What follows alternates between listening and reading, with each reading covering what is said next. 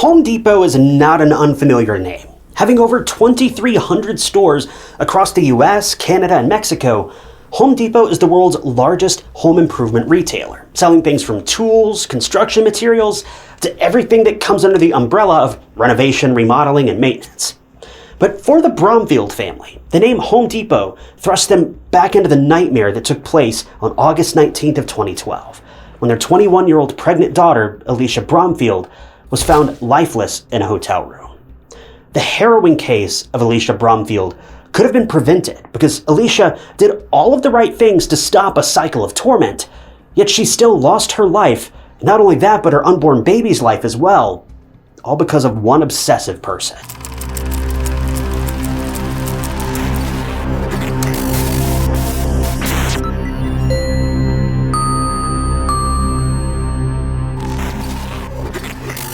Welcome to True Crime Stories. If you're new here, I'm your host, Ty Knotts, and I post new true crime documentaries every single week. So if you prefer your true crime from the mouth of a real person rather than a robot, hit that subscribe button. It doesn't cost anything, and it just keeps you up to date with all of my latest videos. Alisha Bromfield was born on the 28th of August, 1990, to parents Sherry and James in Joliet, Illinois. Alisha had a sister, Brianna, and three brothers, Luke, Chase, and Colton. Alisha was defined as happy, energetic, and a cheerful kid. Growing up, she was very close to her family, especially her mom and grandmother. They were the two women in her life who were always there, and they loved Alisha to pieces. Tragically, Alisha's grandmother passed away not long after, and as you can guess, Alisha was devastated. Her grandmother was a pivotal person in her life, and it's safe to say that Alisha felt the absence in growing whole after her grandmother's passing. But even so, Alisha held on to her vibrant and unique personality. She was very active in school, she loved to play outside as a kid, and she was just a bundle of joy to be around. Alisha attended Joliet Catholic Academy, from where she graduated in 2008, and later she enrolled at Western Illinois University, where she was studying criminal justice and forensic psychology. Another reason why Alisha was very close to her mom, Sherry, was because her parents had gotten divorced pretty early on, and Alisha spent most of her life with Sherry. When Sherry met another guy and eventually married him, Alisha was over the moon for her. She was really happy that her mom had finally found someone, and she was the type of person who loved big families. Alisha also wanted to have a family of her own. She knew deep in her heart that she was born to be a mom, and if there was one thing Alisha wanted more than anything, it was to have a big, happy, and loving family. When Alisha was 16, she started working for Grand Flower Growers. She would make breathtaking flower arrangements, and those would then be sold at Home Depot near her. She loved it there. It was a job that was easy to manage since she was a full-time student, and she enjoyed flaunting her creativity with flowers and putting a smile on her customers' faces. Also, her job as a florist paid her during the off-season, so that was a huge plus for Alisha. A high school student with a flexible and decent-paying job? I'm sure no one would pass up on that. Heck, when I got out of high school, I was a self-employed TV repairman making like $50 a week, so Alisha definitely had it made. But as perfect and as ideal as her job was, Alisha faced some problems at work, but not from unpleasant customers or the stress of dealing with large last-minute orders. Instead, the root of the problems was someone who was her superior. He was 35-year-old Brian Cooper. 16-year-old Alisha had just started working at Grand Flower Growers, and she caught the attention of her boss and supervisor, Brian. Now, initially, the two had a very normal working friendship. They would chat about their work, their day-to-day life, and things like that, but soon, things changed for Brian. He wanted more from Alisha. He wanted an exclusive relationship with her, but Alisha always rejected his advances. First of all, she was only 16, whereas Brian was 35, which is alarming and totally inappropriate in itself. And even if that wasn't the case, the man should have gotten the message when Alisha instantly turned down all of his advances. Now, I'm sure this was super hard for Alisha because, think about it. This was technically her boss, and it was super awkward for her to keep Brian and his creepy advances at bay while still trying to mind her business at work. Brian was someone Alisha saw and interacted with daily, so it was a tough position for her to be in. Also, it wasn't easy for Alisha to just quit her job like that. She was a struggling student who needed the money. And well, the job paid well, so to throw all this away for a creepy boss just felt unjustified. Even though Brian was being very pushy with Alisha and kept pursuing her, it's important to know that Alisha never reciprocated. She tried to keep things professional, but clearly Brian didn't get the message. Now, Alisha wasn't naive. She didn't let her boss harass her. She made several complaints to the company about Brian being very crude and inappropriate. According to Alisha's complaints, if she ever rejected Brian, or if he saw her talking to another guy, then he would resort to calling her very inappropriate names. Brian was just a terrible excuse of a person who couldn't take a woman's rejection. And each time, instead, he got verbally aggressive. Brian, being the terrible boss that he was, also abused his authority and denied Alisha lunch breaks and even made her work long hours just to taunt her and show her that he was in charge. It's so infuriating to see Brian casually abuse his authority as a boss or supervisor just because Alisha didn't want to be his girlfriend.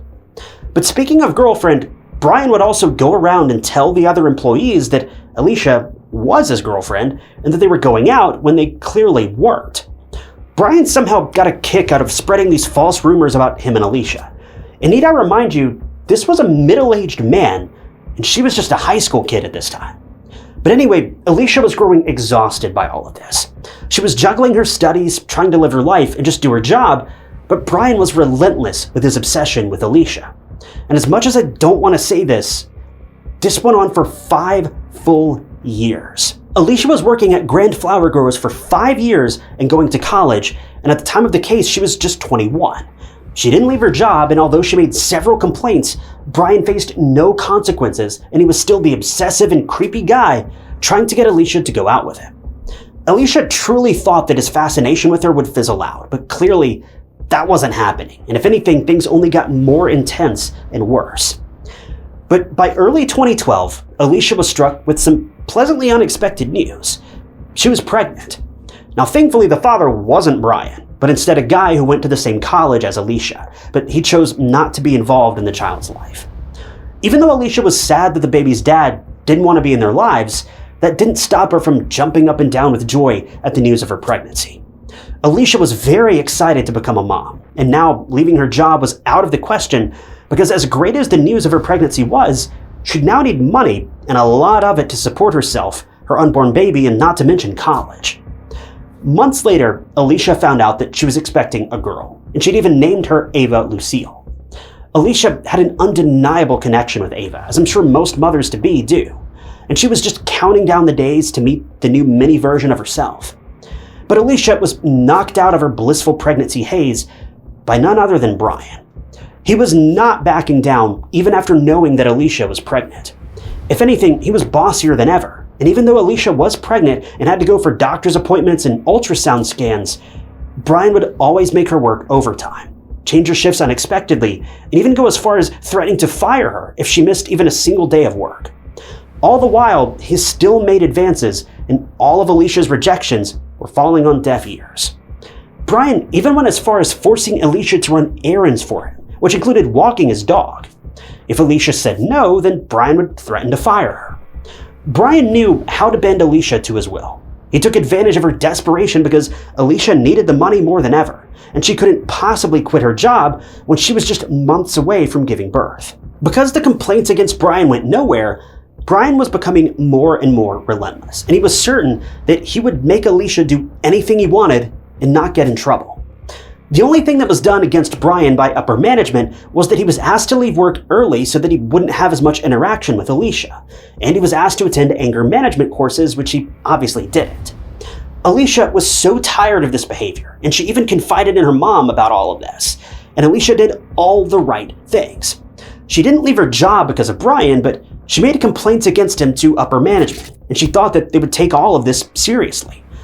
But sadly, that wasn't the case. Fast forward to August of 2012. Brian came up to Alisha and demanded that she attend his sister's wedding with him. I guess he needed a +1, and what better way to torment Alisha than to force her to join him. Now, of course, Alisha didn't want to go with him, and she flat out said no. But what did Brian do?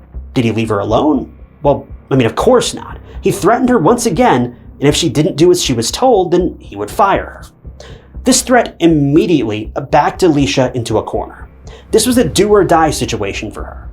Either she got this wedding over with her creepy boss, or she'd lose her job forever and would have to spend the last weeks of her pregnancy struggling to find a new job. When Alisha shared this incident with her mom, Sherry, she immediately advised her daughter to not go and to just leave her job. But here's the thing, Brian told her that the entire wedding party would be staying at the same hotel as Brian and Alisha, so there was no need to worry. Brian would be on his best behavior and wouldn't torment Alisha. He just wanted to take her to his sister's wedding as a friend. So this information was kind of relieving to hear for both Alisha and Sherry. And ultimately, Alisha agreed to go with Brian, although she sternly made it clear that she was only going with him as friends, and part of the reason why she agreed in the first place was that she wouldn't be alone with this creep at the hotel. If she felt unsafe, she would just tell someone from his family. Brian was ecstatic when Alisha agreed, and on August 18th, the duo left for Wisconsin for the wedding. They were going to Sand Bay Beach Resort, and for all Alisha knew, she was expecting the entire Cooper family to be there. But that would be far from the truth. As soon as Alisha and Brian arrived at the hotel, she got the first surprise of her day when she found out that they were staying at a completely different hotel, all alone, and there was no one there from the wedding. Alisha didn't even know where the rest of the guests were staying, and this immediately made her alarmed and understandably furious. Sherry said that she got a text from Alisha the same day, saying that she got into a fight with Brian and that they were coming home immediately. Now, this was odd for Sherry to hear because Brian was supposed to walk his sister down the aisle, so it seemed impossible for them to leave the wedding. But sometime later, Sherry received a text from Alisha and said that she and Brian had made up and that they were going to stay for the wedding. Now, I know what your true crime brain is thinking. This message couldn't have been from Alisha. Maybe it was Brian texting from Alicia's phone. But actually, this was in fact Alisha. She eventually went to the wedding with Brian, and they even took a picture together. They seemed happy, but what everyone didn't know was that Brian was back at it again, forcing Alisha to basically fake being in a relationship with him. Alisha had finally had enough of all this. Not only was she not interested, but she was also fed up. She just didn't want to be in a relationship with this creepy man, who also happened to be her boss. Alisha shut down the conversation by saying that she was done, and once this wedding was over and they were back in Illinois, she wasn't ever going to have even a professional friendship with him anymore. And can you really blame her? Brian was pestering her for over 5 years, and truly Alisha had had enough. But it wasn't like she could just leave. She was in Wisconsin. Brian drove her there, and she needed him to take her back. And once the wedding was over, well, that was her only way to get back home. Now, this caused Brian to get angry at Alisha. He finally understood that Alisha was not going to tolerate his behavior any longer, and he wouldn't have the chance to pursue and harass her anymore. Brian did leave her alone, but throughout the night, he was sulky, marinating in all of this rage and unchecked anger, and to make matters worse, he also started drinking. Finally, the wedding wrapped up, and Alisha and Brian made their way back to the hotel. Now, they were staying in the same room with one another, but they did have different beds, as if that was enough to make Alisha feel any safer. I'm sure Brian forced her to share a room with him, and if Alisha had it her way, then she'd give everything to not spend another moment alone with this creep. But Alisha was wiped out. She was nearly 7 months pregnant, she was on her feet the entire day on top of dealing with Brian's antics, and she just wanted to get some shut-eye. Alisha and Brian were also expected to leave the next day, and she was just counting down the minutes to get back to Illinois. But was Brian feeling the same? Well, no. He was dreading the next day. He knew that this was the last time he would pester or control Alisha, and that made him see red. He was so angry at Alisha for rejecting him, for not reciprocating his advances, and for pushing him away, and sadly, this would lead to a terrifying end. Brian sat down on the couch, drink in hand, and watched Alisha sleep for almost 2 hours. As a final resort, he woke Alisha up and asked her out on a date one last time. When Alisha said no, that was when Brian couldn't control his surging anger anymore. No was the last thing Alisha said before her tragic and inevitable end. Brian gave himself just a second before he launched himself at Alisha. She woke up obviously startled, but Brian was relentless. He was ready to end Alicia's life with his bare hands. Alisha struggled to breathe and even begged for her baby's life, but it was useless. And tragically, Brian was successful in ending her life. Not only did he kill the object of his incurable obsession, but he also killed the innocent unborn baby in Alisha's womb, which is just awful and heartless. I can't even imagine what Alisha must have been feeling during those final moments. She was about to go home in just a couple of hours, but she and baby Ava were getting mercilessly attacked by a man who just couldn't take no for an answer. If murdering Alisha wasn't heinous enough, Brian then took advantage of a now past Alisha and even took pictures of her lifeless body, which is just so unsettling and disgusting. To think that Alisha was humiliated like that post-mortem is just heartbreaking and unbelievable. But after the horrific act on Alisha, Brian fell asleep in the bathtub. The next morning, Brian contemplated taking the coward's way out to evade the law, and he tried to end his own life by drowning but was unsuccessful. And eventually, this was when he decided to report the incident to the police. To do that, he walked to a nearby gas station, still sopping wet from the bathtub, and everyone was staring at him in disbelief. He requested the cashier to let him make a 911 call to report a murder. And when the operator asked who'd committed the murder, Brian calmly answered, "It was me. I did it." The police arrived at the convenience store within minutes, arrested Brian on the spot, and took him to the police station. There, during an interview, Brian confessed to everything, but he said that he and Alisha were a thing, and that he wanted an exclusive commitment, but Alisha didn't. He even went as far as saying that he kept his advances at bay because Alisha was pregnant with someone else's baby, which is such a lie. The only truth in Brian's entire statement was the reason why he ended Alisha's life, and ultimately her unborn baby's life, and that was because Alisha wanted nothing to do with him anymore. Meanwhile, a bunch of police officers made their way to Sand Bay Resort, and as soon as they walked into Brian and Alisha's room, they were struck with horror. Alisha was lying lifeless on the bed, her body was covered in a sheet, and a pillow was placed gently under her head. Brian had done this before he left the room. Now, the police had to inform Alisha's family about her and her baby's tragic passing. Sherry was visited by a police officer, and right away she knew something was wrong. Sherry received the news of Alisha's passing and that the police were investigating a homicide, and this was the moment when Sherry just completely lost it. She felt hurt and grief consuming her entire body, and those emotions turned into guilt. Sherry thought that she'd failed as a mom to protect her child. She thought that she didn't do enough to protect Alisha from this creep-turned-murderer. She was feeling a complex mixture of emotions that I don't think even words can describe, and it was so devastating for everyone around her to see her like this. So helpless, so desperate, and just crushed by this awful loss. While Brian was behind bars, the police did some more digging into his past, and what they found was chilling. First of all, Alisha wasn't the only female coworker who was harassed at work. Brian groped another woman, and she was so disgusted that she made a complaint against him and then just quit her job. Moreover, Brian had a very questionable dating history, and at one point he even restrained an ex-girlfriend because she, quote, wouldn't listen. The police also came across stacks upon stacks of complaints made by Alisha against Brian, and they caught up pretty fast that upper management did nothing to punish or reprimand Brian. Also, this is just another very disturbing and disgusting thing that Brian did, but he had several secret cameras in his house and even the hotel room. If you remember, Brian forced Alisha to walk his dog, and for that, he even gave her a key to his house. Whenever Alisha would go to drop the dog off and use the bathroom on her way out, she was unaware of the fact that Brian was secretly recording her. He even recorded her in the hotel bathroom, and this is just another level of an invasion of privacy. This man had no concept of boundaries or privacy, and he just wanted to violate Alisha no matter what. So the police wasted no time in taking Brian to court. Surprisingly, Brian pleaded not guilty, even though he confessed to the murder on call and video, and his DNA was everywhere from Alisha's body to the rest of the room. Brian's defense went with voluntary intoxication. The defense reasoned that Brian committed the murder in an alcoholic haze, and if anyone was to blame for the whole situation, it was the bottle of alcohol and not Brian's twisted and dark urges.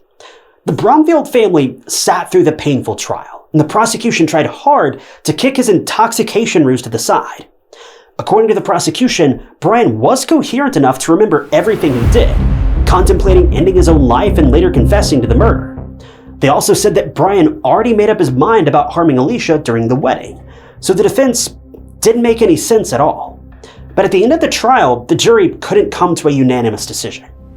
A year later, though, a second trial was held, and the same arguments were presented. This time, the jury came forward with a verdict, and Brian was found guilty of 2 counts of first-degree intentional homicide. One for Alisha, and one for her unborn baby. On July 27, 2014, 2 years after the fateful attack on Alisha, Brian was sentenced to 2 life sentences. He's now incarcerated at Dodge Correctional Institution in Wisconsin. It is a maximum security prison which was formerly known as Central State Hospital for the criminally insane. It's the same prison where Jeffrey Dahmer, Ed Gein, and several other infamous serial killers were imprisoned. Chris Watts, the man who ended his pregnant wife and 2 daughters' lives for another woman, is also serving his 3 life sentences here. So it's safe to say, Brian won't be seeing the light of day anytime soon. Alisha's and Ava's deaths were a tragic blow to the Bromfield family. Sherry said that all she felt towards Brian was rage, and it consumed her every thought. But after Alisha and Ava's funeral on August 25th of 2012, Sherry decided to channel all of her anger into something that would make people remember Alisha in the best way. So this is what she did, and the Purple Project was born. It was Alisha's legacy in every way. Purple was her favorite color, and the project aimed to provide financial aid to single mothers, something that Alisha needed, which was why she couldn't leave her job or her disgusting boss. The project also provides grief coping programs for parents who've lost a child. The Purple Project also organizes various events like the Night of Hope, which was an honorary event on the 12th anniversary of Alisha's passing, and the Grief Retreat. Speaking of the workplace, Sherry also filed a wrongful death lawsuit against Home Depot, as well as Grand Flower Growers, for not taking Alisha's complaints seriously and letting Brian get away with everything. And in the end, the companies were held liable for Alisha's and baby Ava's deaths. We can only hope that Alisha's family can move on after this sudden and tragic loss, because Alisha and Ava had so much to look forward to in life, but everything was taken away from them in an instant. It's very easy to say, quit your job, but it's not always so easy to actually do. Workplace harassment is not uncommon, and that is terrifying. Even though many workplaces encourage a healthy work environment, there are always monsters out there who can prey on people's desperation and take advantage of their power, just like how Brian took advantage of Alisha's situation. Guys, don't let yourself become a true crime case. If this situation sounds in any way similar to your own life, you've got to find a way out. You're worth so much more than this, and so was Alisha.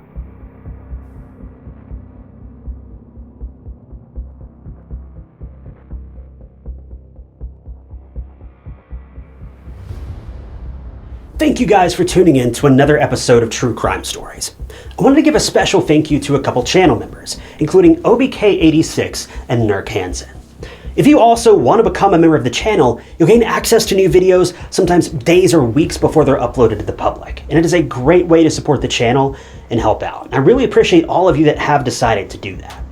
If you want to join, you can click that big join button below the video, or find the link down in the description. And don't forget, True Crime Stories t-shirts are also available, and you can grab one of those from the link down in the description as well. But as always, if you enjoyed this video, check out this other interesting case I covered, and don't forget to subscribe. It's totally free and keeps you up to date with all of my future videos. But my name is Ty Knotts, and I'll catch you guys in the next one.